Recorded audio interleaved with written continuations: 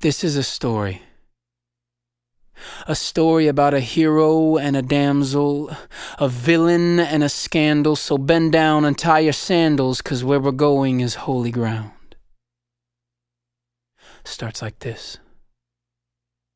In the beginning there was the hero, and the hero was the father, and the hero was the spirit, and the hero was the son. And if this hurts your head already, welcome to the kingdom.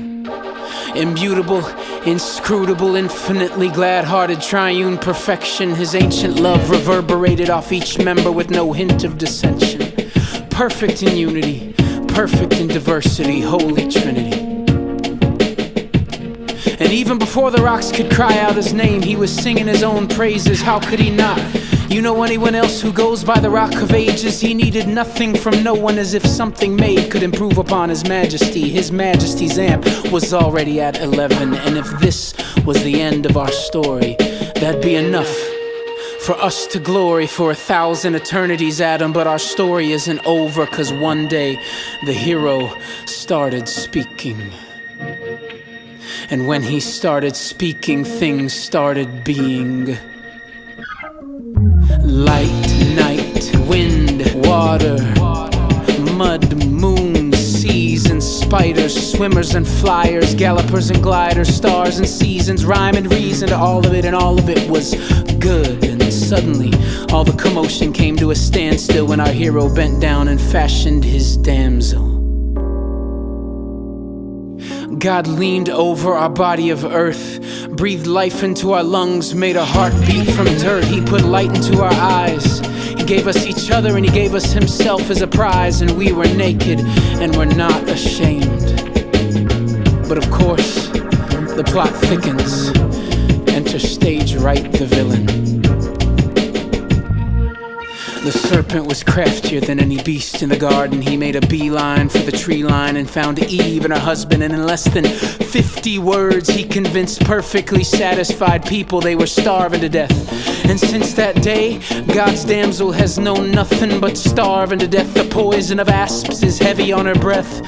We traded the glory of the incorruptible God for a silly substitute, like a school kid duped into giving up his brand new Jordans for a pair of worn out tennis shoes. We became dark-hearted, bent inward on a mission to find within ourselves the solution, like trying to number the stars while gazing through LA's air pollution. We couldn't see, and we fell in love with lesser things. And we bought him each a diamond ring, and we betrayed our maker, our husband, our king. Let me clarify, 'cause this doesn't just apply to the treacherous or the murderous. Even the best of us are as bad as the worst of us. Outwardly clean, but inside full of dead men's bones. Like the Taj Mahal, it looks good and all, but there's nobody home. And one terrible day, we looked around, but there was no more villain to be found. He crawled inside of us like a virus, rewired us, and now the damsel is the villain as well. We tied our own self to the train tracks. The horn blows and careening toward us is 10,000 tons of God's wrath. Sounds so loud you could barely hear the screaming chorus. Who will save us from the body of this death? Enter stage left, Jesus of Nazareth. The Word became flesh and dwelt among us. He came lowly, perfectly holy. He came like a groom on his way to the altar to meet the bride. And for the dowry he had no cash, so he paid with his life. Are you shocked by the consequence of sin? Be more shocked at the mercy of him. Couldn't free ourselves, so Christ became our freedom. Couldn't fill these lungs, so he became our breathing. We live because he died. Once a harlot, now a bride. Sins were scarlet, now made white. Perfect by proxy, saved by a surrogate. Holy through him, the hero and the damsel are one once again. But wait, I haven't told you the best part yet. See, as if there wasn't enough here already to impress you, the best part about this story is true. The only fairy tale that's not a fairy tale. So long, Mother Goose.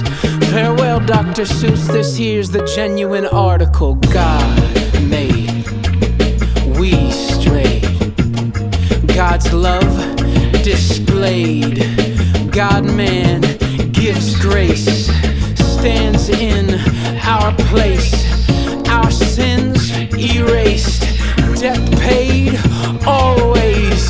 So fall on your face and give God all praise.